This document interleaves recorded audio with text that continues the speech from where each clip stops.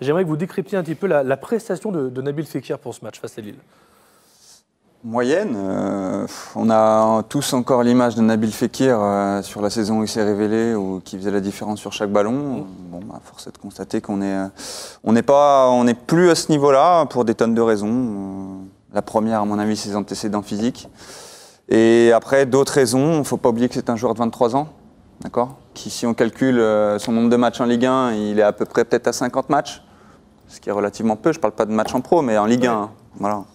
Et voilà, il est encore en train d'apprendre son métier à un très très haut niveau.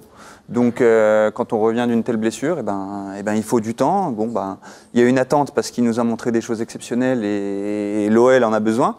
Maintenant, faut faire avec. Mais en tout cas, quand je vois sa réaction récente, là, où il est lucide, il sait qu'il n'est pas à son meilleur niveau, je me dis que ça va aller dans le bon sens parce qu'il y a des joueurs qui ne sont pas capables de reconnaître ça.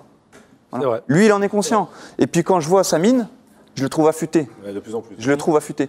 Donc pour moi, c'est des signes qui sont positifs et maintenant, à vérifier sur la durée. Après, il a un peu l'image de l'équipe. Il est un peu irrégulier parce que contre Montpellier, où il a fait un gros match, même si en effet il y avait des plots, en face. Merci de reconnaître.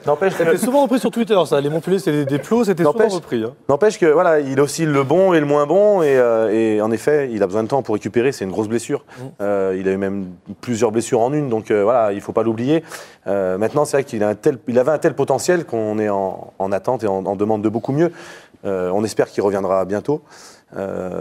Mais c'est dur. Et en effet, aujourd'hui, pour lui, ça doit être compliqué mentalement. Donc, à lui de faire un travail sur lui-même pour revenir à sa meilleure forme, quoi. Alors, juste avant de laisser la parole à Anthony, on a un tweet qui est arrivé concernant Nabil Fekir. Le 4-2-3-1 était fait pour Fekir, mais il ne répond que rarement aux attentes. Un retour au 4-3-3 avec Darder semble être une solution. Vous allez pouvoir répondre à ça.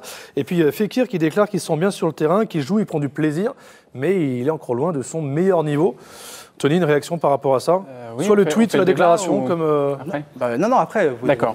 Oui, moi je suis d'accord, là. On ne peut pas être en désaccord pour dire d'être en désaccord. Oui, je suis d'accord, il n'est pas à son meilleur niveau. Et même, là, c'est presque un poids dans l'équipe aujourd'hui. Parce que sur les joueurs offensifs, Bruno Genesio veut absolument le faire jouer. Donc, il le fait jouer dans le rôle où il veut jouer, c'est-à-dire derrière l'attaquant.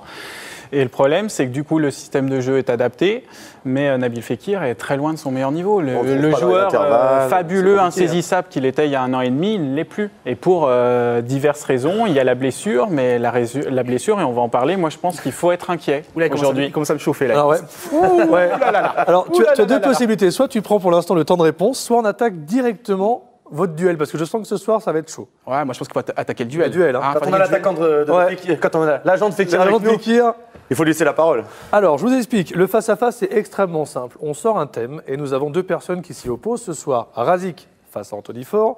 La question est la suivante. Pensez-vous que l'état de forme de Nabil Fekir vous inquiète-t-il? Faut-il s'inquiéter? Faut-il s'inquiéter sur l'état de forme? Il y en a un qui s'inquiète et l'autre qui ne s'inquiète pas. Vous avez 30 secondes pour faire valoir vos arguments. C'est bien, c'est que chacun a sa petite fiche, ça va partir dans tous les sens. J'aimerais juste qu'on entende le gong. Dès que vous entendez ce gong, ça veut dire que vous avez terminé. Un petit message. Faut le dire. Hashtag Gaël Berger, t'étais trop long la semaine dernière, on ne m'y reprendra plus. Donc au bout du gong, c'est terminé. Qui veut commencer? Comme vous voulez. Allez-y, Razik. Je vais. Razik Brick, 30 secondes, c'est parti. Ouais, 6e match d'affilée titulaire en Ligue 1 pour Nabil Fekir. Nabil Fekir, il ne faut pas oublier que c'est quand même un grand joueur. On le sait tous, c'est pas n'importe qui. Il revient d'une blessure, il a été victime quand même d'une blessure. C'est la rupture des ligaments croisés du genou droit. Qui aujourd'hui en Europe, qui en France, après avoir été victime d'une telle blessure, est revenu aussi rapidement? Voilà, ça n'existe pas. Qui? Citez-moi un nom. Personne, justement. Il faut lui laisser du temps. Il faut lui laisser du temps à Nabil Fekir. Donc c'est déjà dur dans sa tête. Forcément, lorsqu'on a été victime d'une blessure, qu'on revient, surtout sur son équipe de France, c'est un moment important pour lui. Razik, c'est terminé. Ah, c'est court. Hashtag Gaël Berger. Hashtag Gaël Berger. C'est comme la semaine dernière. Je pense qu'il faut une minute par contre, messieurs. On en discutera. On pourra en discuter. Anthony, 30 secondes, t'as eu pas plus, hein? C'est parti, c'est à toi. Je vais remercier Razik parce qu'il m'a donné déjà des arguments. Oui, qui est revenu aujourd'hui? Qui est revenu d'une telle blessure? C'est pour ça qu'il faut s'inquiéter pas du niveau que Nabil Fekir avait. On le connaît tous, il est insaisissable. Mais aujourd'hui, citez-moi un joueur, Razik, qui est revenu à son meilleur niveau après une telle blessure au ligament croisé du genou dans le foot. Il y en a très peu. Parce qu'aujourd'hui, Nabil Fekir, il n'a plus son explosivité, sa capacité à éliminer dans les petits espaces, sa capacité à dribbler, à éliminer. Il est lent, il a perdu de sa légèreté aujourd'hui.